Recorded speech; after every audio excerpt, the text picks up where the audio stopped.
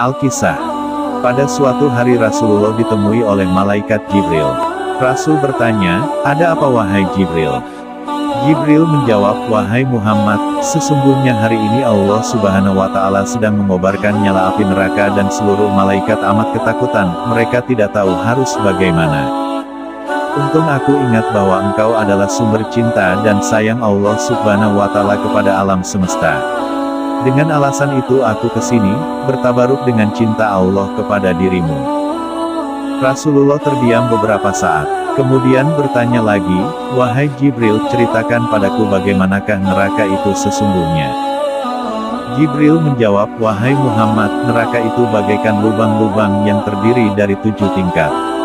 Jarak antara satu lubang dengan yang lain ialah perjalanan 70 tahun. Lubang yang paling bawah adalah yang paling panas." Rasulullah meneruskan pertanyaannya, "Lalu siapakah penghuni lubang-lubang neraka itu wahai Jibril?" Jibril menjawab, "Lubang yang paling bawah diciptakan untuk orang-orang munafik, lubang berikutnya untuk penyembah berhala, lalu untuk penyembah bintang dan matahari." Jibril terus menerangkan penghuni tingkatan neraka hingga lubang yang kelima tempatnya umat Yahudi dan yang keenam dihuni oleh umat Nasrani. Setelah menjelaskan penghuni 6 tingkatan neraka, Jibril diam cukup lama. Rasulullah penasaran dan bertanya kembali, "Wahai Jibril, siapakah penghuni neraka yang ketujuh?" Jibril diam saja tidak menjawab. Rasulullah mengulangi pertanyaannya, tapi Jibril tetap diam. Rasulullah tambah penasaran dan mendesak Jibril agar dijawab pertanyaannya. Akhirnya Jibril pun berkata, "Umatmu wahai Muhammad, mereka itu para pelaku dosa besar di kalangan umatmu yang dimana sampai mereka mati belum sempat bertaubat." Mendengar jawaban Jibril, Rasulullah langsung jatuh pingsan. Jibril merangkulnya dan meletakkan tubuh baginda di atas pangkuannya. Tak berapa lama Rasulullah sadar dan langsung menangis bersimbah air mata. Dengan terisak-isak Rasulullah mempertegas pertanyaannya, "Wahai Jibril, apakah benar ada di antara umatku yang masuk neraka?"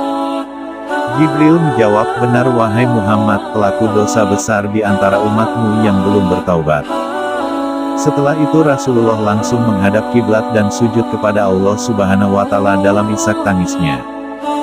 Sesekali dengan suara pelan beliau membisikkan kata-kata, "Umati ya Rab, umati, umati, umati."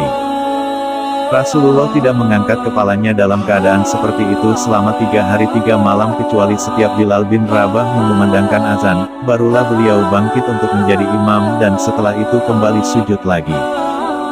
Pada hari ketiga, Abu Bakar radhiyallahu anhu menyadari hal ini, beliau mengetuk pintu Rasulullah dan mengucapkan salam 3 kali, namun tidak ada jawaban.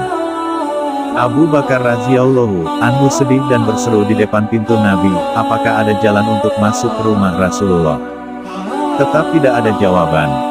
Lalu beliau menangis dan melangkah pulang. Di jalan beliau bertemu sahabat Umar radhiyallahu anhu, "Mengapa engkau menangis wahai Abu Bakar?" Abu Bakar menceritakan keadaan Rasulullah. Maka Umar radhiyallahu anhu pun melangkah menuju rumah Nabi dan terjadilah hal yang sama. Umar pun pulang dan menangis. Di jalan beliau bertemu Salman Al-Farisi radhiyallahu anhu. Dengan terisak-isak Umar radhiyallahu anhu bercerita kepada Salman radhiyallahu anhu hingga membuat dia amat sedih, namun dia tidak berani mengulangi hal yang sama. Salman melangkah menuju rumah Fatimah radhiyallahu anhu dan menceritakan hal itu. Setengah berlari Fatimah radhiyallahu anhu menuju rumah ayahnya Nabi dan mengetuk pintu sambil mengucapkan salam. Mendengar suara lembut putri tercinta, sejuklah dada Nabi. Rasulullah bangkit dari sujud dan membuka pintu. Alangkah terkejutnya Fatimah melihat beliau yang amat kurus dan pucat. Fatimah memeluk beliau Rasulullah lalu menangis. "Wahai ayahanda, apa yang terjadi? Mengapa engkau amat sedih seperti ini?" Rasulullah kembali menangis dan berkata dengan suara lirih, "Wahai Fatimah, belahan jiwaku, bagaimana mungkin aku tidak sedih sedangkan Jibril mengatakan akan ada kelak umatku yang akan masuk neraka."